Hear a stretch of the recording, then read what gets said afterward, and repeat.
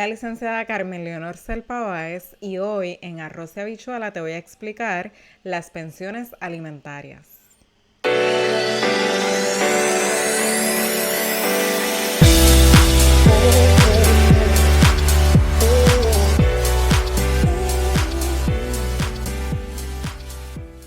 ¿Y por qué el tema de las pensiones alimentarias es tan importante? Pues te explico que la pensión es el derecho a la vida de un menor de edad. El derecho a la vida está garantizado tanto en la Declaración Universal de los Derechos Humanos como en nuestra Constitución, que es nuestra ley suprema.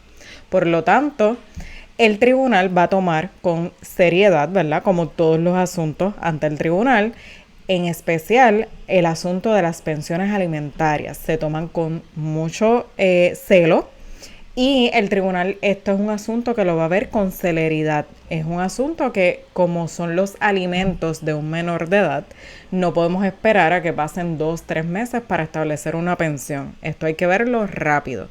Y de esa manera es que el tribunal atiende este tipo de casos.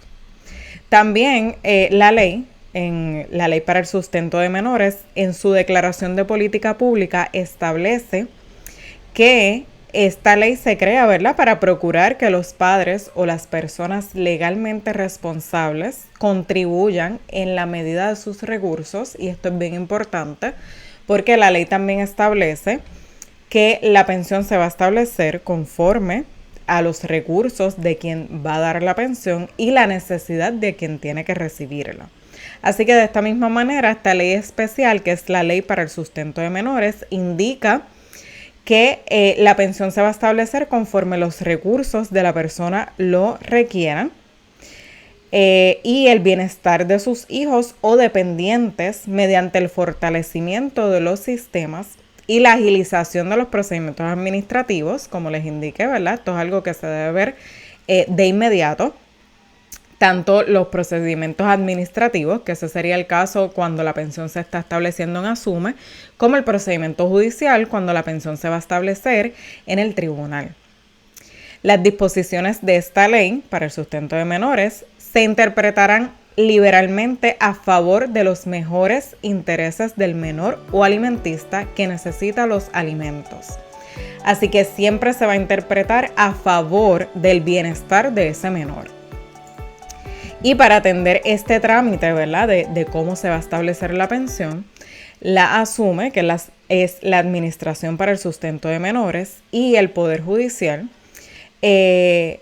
realizaron esfuerzos para crear las guías mandatorias para computar las pensiones alimentarias. Estas guías van a establecer cómo se va a computar la pensión.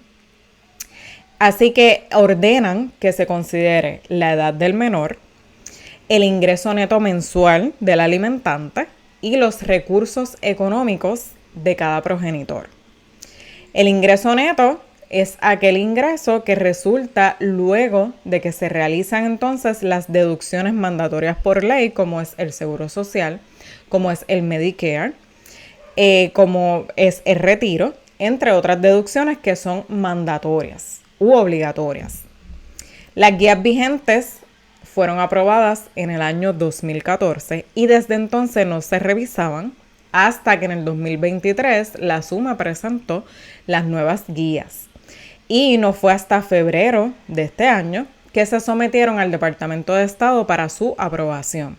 Por lo tanto, estas nuevas guías comenzarán a regir en 30 días desde que se sometieron al Departamento de Estado, ¿verdad?, que ese es el proceso para aprobarlas. Quiere decir que para este mes de marzo estas nuevas guías entran en vigor.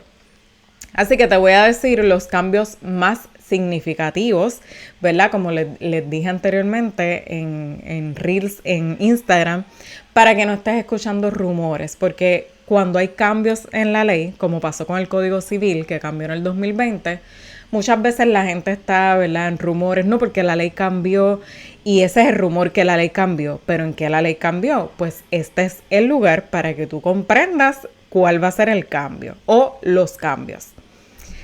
En esta ocasión, con las nuevas guías, no se va a considerar el ingreso de ambos padres en el cómputo de la pensión básica. Este nuevo cómputo se va a tomar en consideración solamente el ingreso neto del padre no custodio, que es el padre que está obligado a pagar la pensión. En las guías anteriores, que son las que están vigentes, ¿verdad? Todavía, se utilizaba el ingreso del padre custodio y el ingreso del padre no custodio, se sumaban y luego entonces se hacía, ¿verdad?, un cálculo para sacar el porciento que le correspondía contribuir a cada progenitor para esa pensión. Ahora solamente vamos a utilizar el ingreso del padre no custodio, que es el que va a pagar la pensión. Y esto es para la pensión básica, porque ese es otro asunto que te tengo que explicar, ¿verdad? La pensión se divide en lo que es la pensión básica y lo que es la pensión suplementaria. La pensión básica es para cubrir, ¿verdad?, todo lo que son alimentos en el hogar, la ropa, el calzado del menor. Y la pensión suplementaria es entonces esa partida para cubrir lo que es el techo o la vivienda, ¿verdad?, que el padre no custodio tiene que aportar a la vivienda del menor. También para cubrir lo que son gastos escolares y gastos médicos. Aunque hay un plan médico, sabemos que hay ciertos estudios que no cubre el plan médico. También a veces hay que pagar deducible de algún estudio, de alguna visita a un médico. Todo eso va a la pensión suplementaria y se va a establecer entonces el porciento que el padre no custodio tiene que aportar a este tipo de gasto. Entonces, regresando, ¿verdad?, a los cambios más significativos en estas nuevas guías, como les dije, número 1, no se va a considerar el ingreso del padre no custodio para esa pensión básica. Número 2, para el cómputo de la pensión suplementaria, que fue la que te expliqué, que se utiliza para cubrir lo que es el techo, lo que son los gastos escolares, gastos médicos. Ese entonces se va a utilizar el ingreso de ambos progenitores. Ahí sí lo vamos a utilizar porque ambos van a aportar, ¿verdad?, a lo que son esos gastos. También otro de los gastos, de los cambios, más significativos es que la reserva de ingresos se va a considerar de acuerdo a los ingresos del padre alimentante. Antes, las guías establecían que la reserva de ingresos era una cantidad fija, que iba a ser 615. Ahora, la ley entonces cambia, o las guías indican, vamos a presentar esta tabla y ya las guías, ¿verdad?, establecen el promedio, ¿verdad?, o el porciento que debe tener ese padre como su reserva de ingresos de acuerdo a su ingreso precisamente, ¿verdad? Quiere decir que si la persona gana $1,667 a $3,333, su reserva de ingreso va a ser el 55.5% de su ingreso.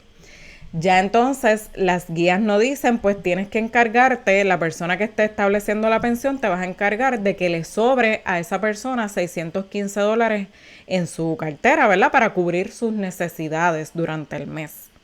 Por eso era la famosa frase de Mauricio en Men and the City, que él decía que un juez le dijo que con $500 tenía que vivir y con eso tenía que pagar agua, luz, teléfono. Esa era la realidad, no eran 500, era un poquito más, pero esa era la realidad en las guías anteriores. Con estas nuevas guías se elimina esa cantidad fija y ahora vamos entonces a ver cuánto gana esta persona y entonces vamos a establecer el porciento de ingreso que debe tener, ¿verdad?, que le va a sobrar para cubrir sus necesidades. Eso de acuerdo a una tabla que ya las guías proveen.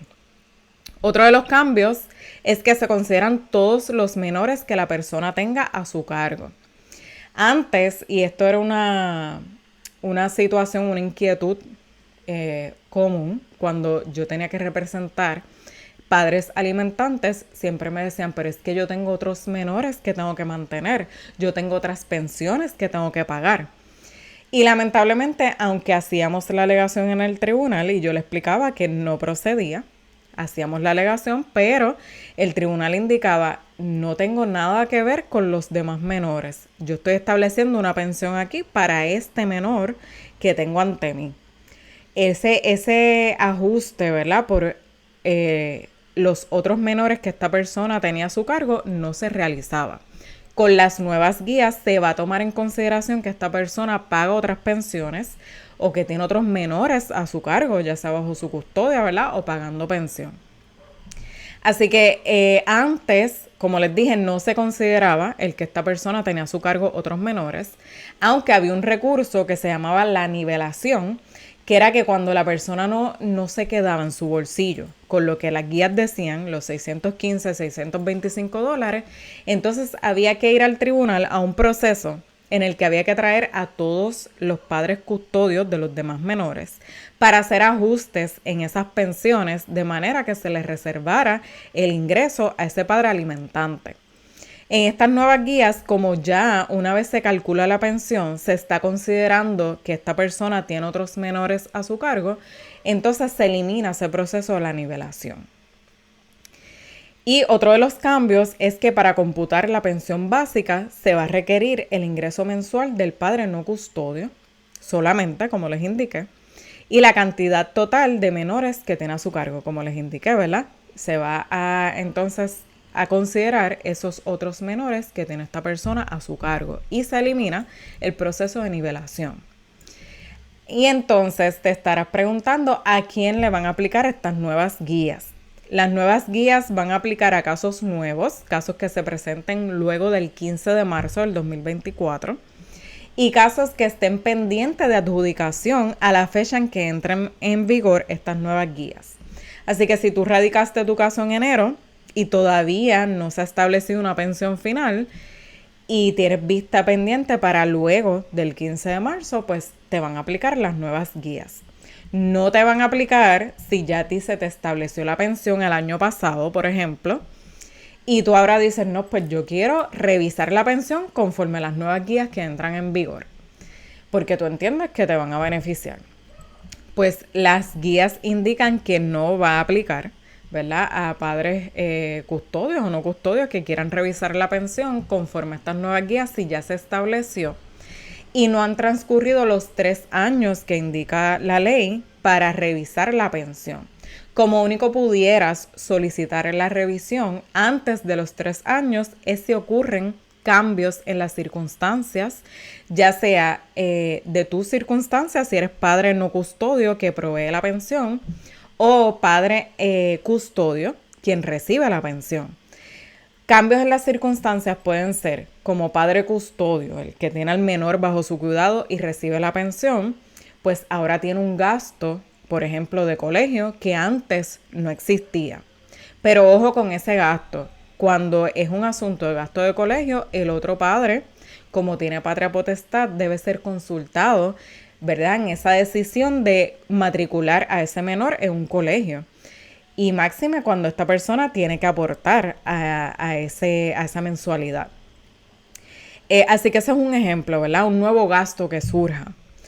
Un ejemplo en el que padre no custodio, el que provee la pensión, puede revisar la pensión antes de los 3 años, es si se quedó desempleado, ¿verdad? Tenía un empleo, podía pagar la pensión cómodamente al momento en que se le establece, pero transcurre el año y quedó desempleado, ¿verdad? Que son asuntos que pueden ocurrir, ¿verdad? Circunstancias extraordinarias que pueden ocurrir antes de los 3 años.